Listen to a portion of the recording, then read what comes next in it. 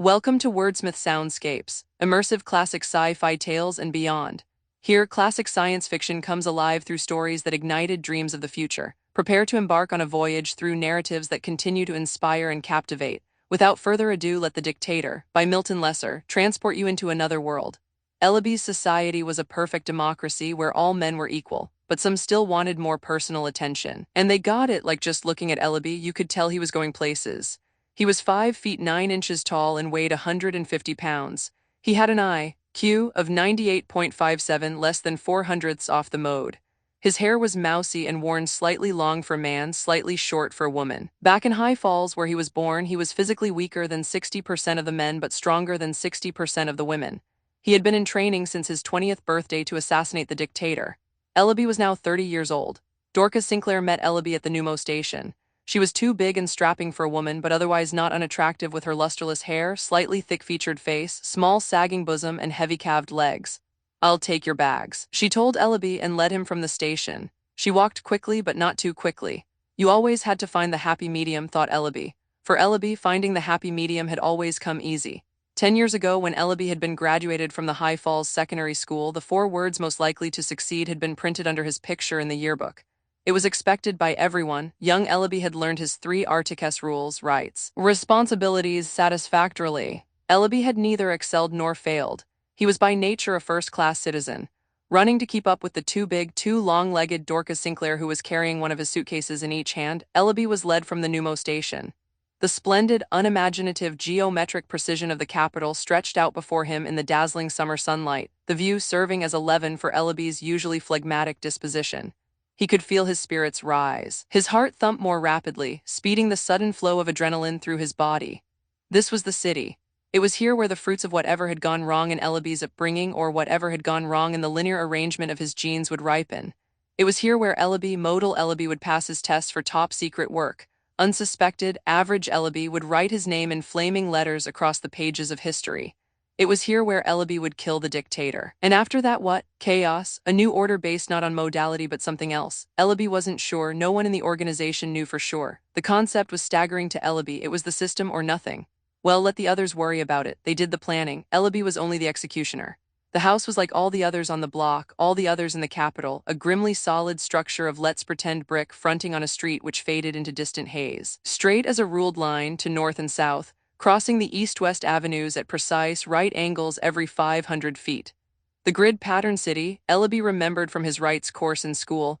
Every man has the right to a room and bath in any city as long as he is employed, made the best use of available space for houses. The strip city is unnecessary in time of peace. Had there ever been any other time? The radial city is preferred for rapid transportation, being the accepted pattern in the great economic hubs and ports like Greater New York and Hampton Roads. "You will have to live here with me," Dorcas Sinclair told Ellaby, "until you pass your tests for employment. I don't have to tell you how much depends on the outcome of those tests, Ellaby. But I can't fail them. I thought you knew my record." With an unnerving, unmodal violence, Dorcas Sinclair's strong fingers dug into the flabby muscle of Ellaby's upper arm. "Well, you had better not," she said, her large teeth hardly parting to let the sounds out. Ellaby was suddenly alarmed. He had had very little truck with people of this sort. They were as unpredictable as the weather in High Falls, which, having a population under 25,000, had never qualified for weather control. Unlike modal man, they had never been exhaustively studied. Their likes and dislikes were not catered to, but their passions couldn't be predicted either. "Ease up, Dorcas," a deep voice said from the doorway leading to the kitchen. Ellaby stared in that direction gratefully. It was indecent for a woman, for anyone, to expose her emotions that way. Ellaby was almost inclined to thank the stranger. "Stranger, nothing," Ellaby blurted aloud. Ellaby's face reddened and he apologized. "I didn't mean to raise my voice," he explained. "You surprised me. I guess you didn't expect to find me here at that. You haven't changed much, Ellaby." Automatically, Ellaby mumbled his thanks for the compliment. Sam Mulden, though, had changed. He'd always been a radical. He wore his hair cropped too short. He was tall and thin, his elbows and knees exposed by the tunic he wore like knots on gnarled living wood. Mulden looked older. He hadn't bothered to dye his graying hair or to smooth the premature wrinkles on his long-nosed, thin-lipped face. He was smiling sardonically at Ellaby now, as if he could read Ellaby's mind. "I might have known it would be you," he said. "As soon as they said the assassin was coming from High Falls, I should have guessed." "Why?" asked Ellaby. It was a question which had nudged for 10 years at his docile patience. "When people go out of their way to train you, though, to spend 10 years teaching you every inch of capital territory without once taking you there, to make you proficient with various deadly weapons although your reflexes are splendidly modal, to teach you meaningless phrases like democratic inequality and individuality, and the right to live a self-directed life to make your own decisions. When people act, in short, like a very thorough government school, even if their motives seem strangely misdirected, you don't question them. For two reasons, Malden said. You can understand the first, Ellaby. If the second one bothers you, forget it. In the first place, you're so perfectly modal the government would never suspect you. In the second place, you're so well adjusted you're bound to follow our instructions. Or any instructions, Dorcas Sinclair said. That's what I'm afraid of, Malden. Ellaby still couldn't get over it. He never expected to find poor, unfortunate Sam Malden in such a high position in the organization or anywhere. He remembered Malden clearly from their school days together. Malden was a character, a real character. Physically, he was barely acceptable. More than 80% of the men and some 65% of the women were able to knock Malden down in the High Falls gymnasium classes, but mentally Malden was a misfit. His IQ was in the neighborhood of 150. His gangling, ineffectual physique wasn't too far below the mode, but mentally he soared intolerably above it. Now Malden told Dorcas Sinclair, "Don't worry about that. We've had 10 years to work on him. They can't undo it in a few days. Ellaby, you are quite sure you know what you must do?" "Oh yes, tomorrow morning I will take my security tests. According to the record of my previous physical and mental testing, I should make top secret classification. I will work here in the capital. I will find the dictator and kill him. The only thing that bothers me is I don't know who to look for. What does the dictator look like? Didn't they explain all of that to you in High Falls?" the woman asked irritably without even making an effort to poker her face. "Ease off," Malden told her for the second time. "He's confused. Listen to me, Ellaby. Don't you remember the dictator never makes public appearances?"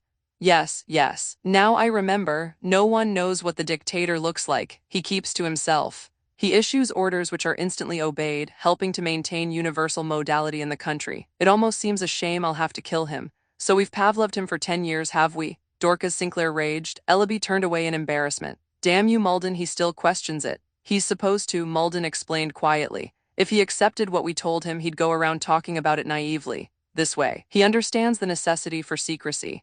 He doesn't understand, well then he realizes it. Let him get some sleep, will you? Tomorrow's going to be a good day for us, a big day for him. Good night, Ellaby. If you want anything, Sinclair will get it for you." Ellaby assured them he would want nothing except a simple meal of whatever most people in the capital ate on Wednesdays. It turned out to be pork chops, which Ellaby neither particularly liked nor disliked. He chewed his food with the proper lack of enthusiasm and retired early. The next morning, Ellaby took his IQ test at the Capitol Personnel Bureau. He was slightly above average in space perception but slightly below average in comparisons. He hoped his anxiety didn't show on his face. If anyone asked him why he had come to the Capitol, he was ready to blurt out the reason and have done with it. He wondered what Sam Malden would have thought if he knew. The Sinclair woman would have been furious. No one asked Ellaby. "You came to the Capitol because you wanted to work there." According to the mode, a man desired to change his location every 7 years. Ellaby had been 3 years tardy, but High Falls was an ideally modal community in which people tended to linger. IQ.7 under the mode, the personnel clerk told Ellaby. The slight variation due to his anxiety was not enough to matter, Ellaby realized with a faint sense of triumph. "Proceed to physical testing," the girl told Ellaby. Obediently, Ellaby followed the green arrow to the gymnasium. He was given a locker, a towel, a pair of athletic shorts, and a first aid kit. He stripped off his clothing, placing the tunic, underwear, and sandals in the locker, then climbed into his athletic shorts and fell into line with the other men and women carrying their towels and first aid kits into the gymnasium. The 10-over mode male wrestling tester pinned Ellaby in less than 2 minutes, a fact which was duly noted on his employment blank. He was given 15 minutes of rest, then squared off on the mat with a skinny 5-under mode male. Ellaby bested him in 4 minutes flat, took another 15-minute break, mopping the sweat from his body with an already sodden towel, then defeated the 10-under mode female wrestler in 2 minutes and some seconds. It developed into a knockdown, drag-out fight with the 2-over mode female, who finally forced Ellaby's shoulders to the mat for the necessary 5 seconds after half an hour. Ellaby showered, ate a hot Thursday lunch, and took his employment blank to the emotion lab. His electroencephalogram revealed 9 alpha cycles to the second but too much theta. "Are you nervous?" the technician asked Ellaby. "You're thetaing all over the place."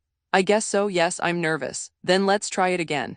They did, the technician rubbing the greasy electrode salve on Ellaby's forehead before the electrodes were fastened there for the second time. The result was the same. "More than modal theta," said the technician, writing something in code on his employment blank. "See the personnel advisor, please." For Ellaby, it came as a distinct shock. His heart pounded against his temples and his ears. He was emotionally unstable. Had the 10 years been for nothing? Sit down, Ellaby, the personnel advisor said. He was a man of middle age, irritatingly careless about his appearance. He had dyed his graying hair, of course, but if you looked close you could see gray at the roots.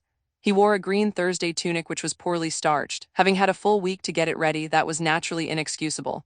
You have a splendid record, Ellaby, the sloppy personnel clerk said. Mentally with intents of the mode, physically even closer.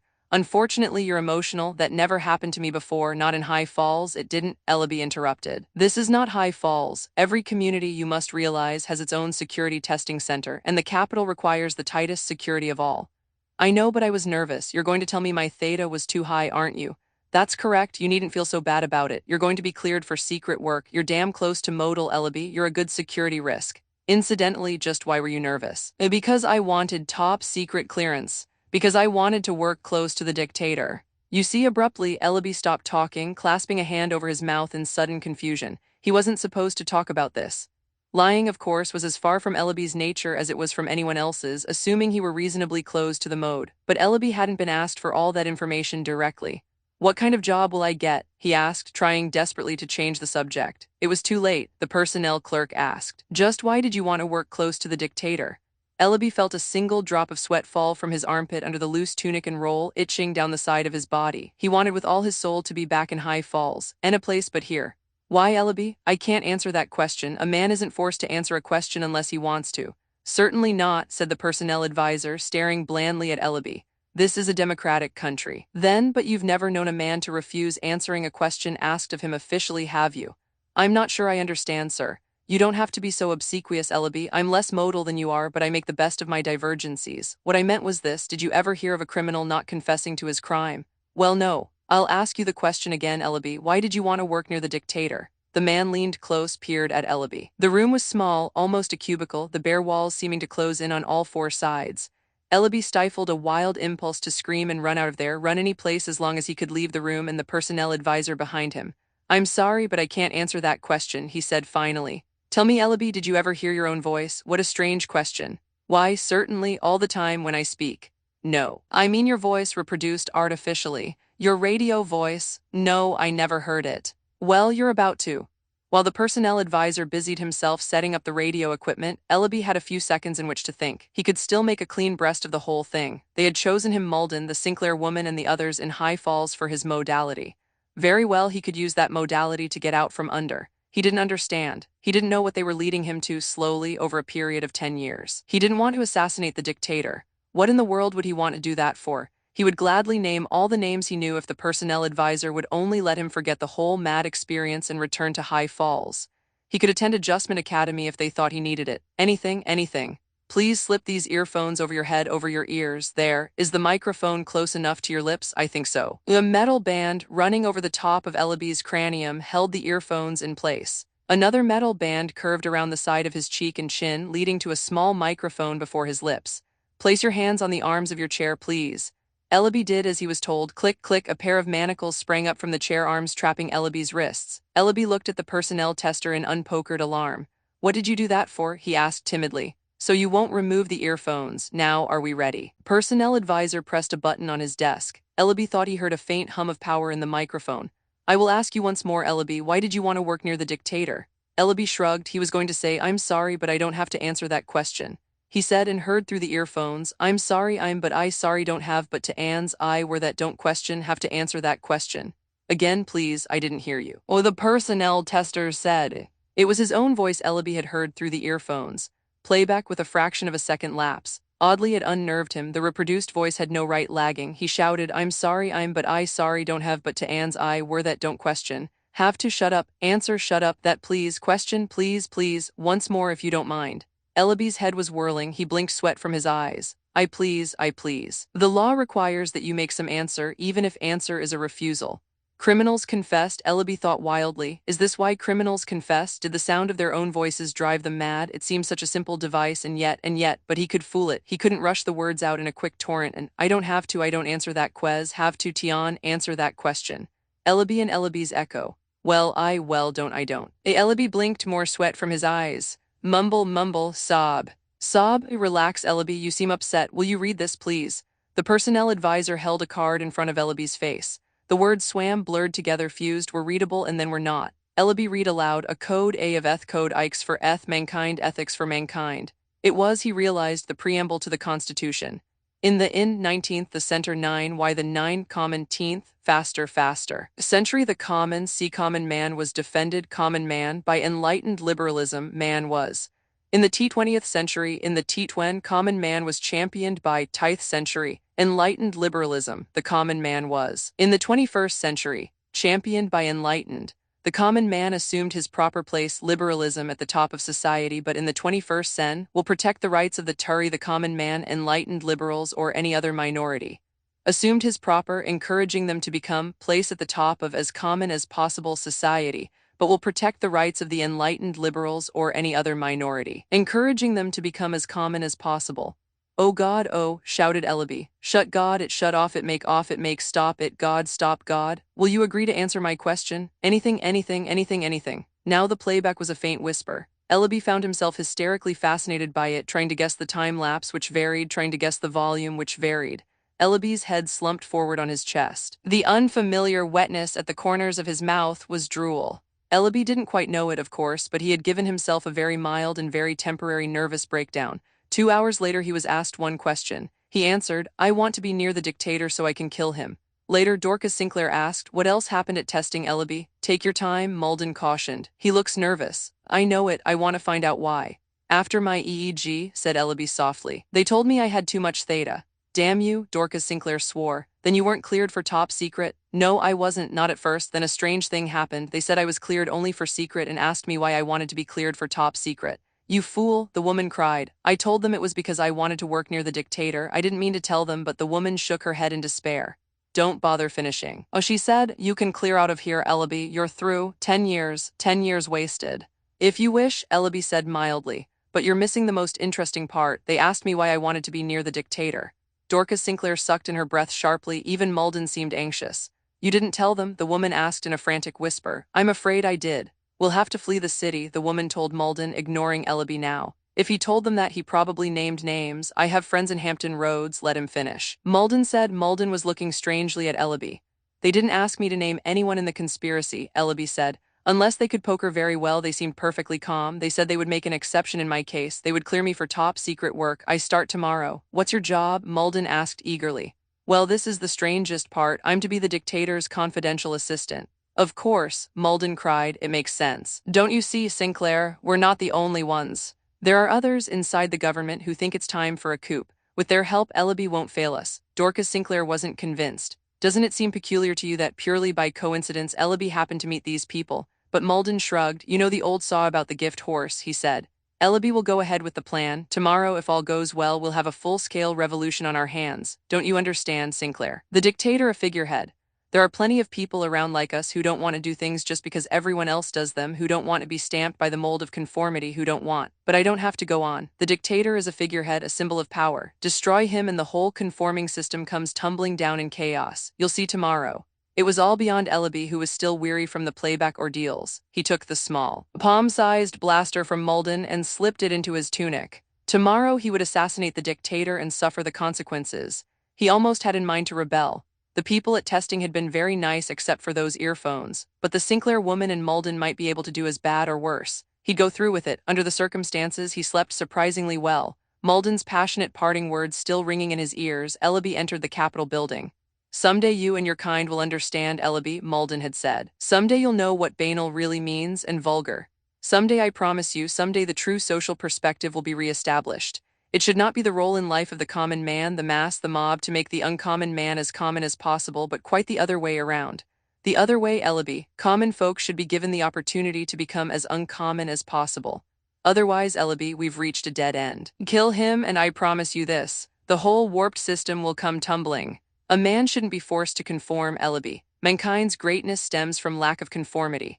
For his own purposes, the dictator bows to the will of the mob, but he's surrounded himself with mediocrity. Without him, what can they do? Without him, they'll go down in weeks, Ellaby. In days, the guard, a tall blonde woman who looked like a 20-over mode to Ellaby, led him down a long, well-lit corridor. No one had searched him. It would have taken the guard a moment to reach within his tunic, find the blaster, and drag him off to the academy. Other people, nameless people on nameless errands, walked by in the corridor without paying Ellaby any attention. Was Malden right? Were there people here within the building waiting to help Ellaby? Ellaby licked his dry lips and kept walking, finding it difficult to keep his legs from trembling. It was as if a nimbus of terror dogged his footsteps, ready to envelop him momentarily. The guard seemed completely unconcerned. She was humming the melody of the latest song hit, a wonderfully liltingly banal tune which had been on everyone's lips back in High Falls. The blonde guard paused before a door in the long corridor. "Here we are," she said. Ellaby opened his mouth to speak but gulped in air instead. He felt a weak fluttering in his chest. He had never been so afraid in all his life. The guard, who was a head taller than Ellaby, glanced down at him. "You don't have to be so nervous," she said in a perfectly normal voice. "Everything's going to be all right. You see, it's a new job and all. Oh, here, let's see that blaster." Ellaby's heart plunged. He wanted to bolt, to run. She knew. He stood there, too weak to move, while the guard reached inside his tunic, found the blaster taped to his chest, wrenched it loose. She took it out, held it up, flipping open the chamber, and examined the inside. "All right," she said. "I only wanted to make sure it was loaded." And she took out a key and opened the door. "He's inside," she said, and strolled on down the hall. Ellaby clutched the doorframe for support. He was breathing raggedly now, as if he'd run all the great length of the corridor, sprinting with monsters behind him. He rubbed the shoulder of his tunic against his damp brow and entered the room. A man Ellaby's own size was sitting there, viewing a 3D. When he heard Ellaby at the door, he got up. He looked very unhappy as Ellaby pointed the blaster at him. He said, "So soon. They said you would try wiles, trickery, deceit," Ellaby recited. "You won't fool me. You think I'm the dictator? You're going to kill me? That's very funny. I know, you see, I know." "Stand back," Ellaby screamed. "I assure you I am not the dictator any more than you will be." The dictator's face dissolved in a red, jelly-like smear as Ellaby pulled this trigger of his blaster. He spent the next 10 minutes being very ill. Afterwards, they were very efficient. They carted the body away and told Ellaby all he had to do was ring for food or drink or anything he wanted. Occasionally, he would sign some papers. Occasionally masked, he might be asked to review a parade, and all at once, sitting alone in the room with its pleasant view, it came to Ellaby. He passed no judgment, but he understood and he was afraid. The masses ruled, thought Ellaby, hardly knowing what the phrase meant. The system was self-perpetuating, and revolution couldn't change it. The common man, men like Ellaby, had come into his own for once and for all time. The man Ellaby had slain was no dictator. He had tried to tell Ellaby that before he perished. Now Ellaby had taken his place. Ellaby was no dictator either, but he would do until the next one came along. Thank you for joining me on this journey through the cosmos, brought to you by Wordsmith Soundscapes, immersive sci-fi tales and beyond. If you enjoyed this story, give it a thumbs up and subscribe to explore new worlds, thrilling adventures, and boundless imagination. Have a favorite sci-fi classic or an idea you'd like to hear? Drop it in the comments below. I'd love to hear from you. Until next time, dream boldly, imagine fearlessly, and keep exploring the stars.